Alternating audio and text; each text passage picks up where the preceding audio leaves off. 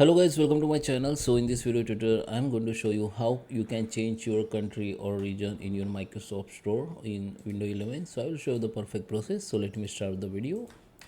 So first come to your window and search for setting here. Here you can see the setting gear icon. Just click on it.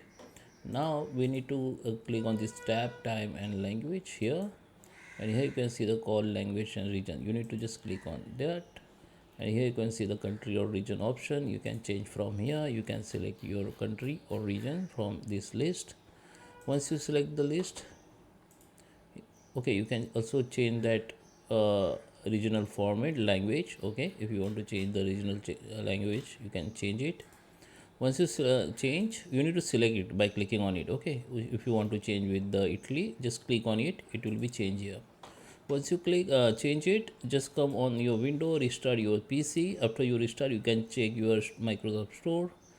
There you can find that your region or country has been changed. So I hope you like this video. Please subscribe me. Thank you for watching.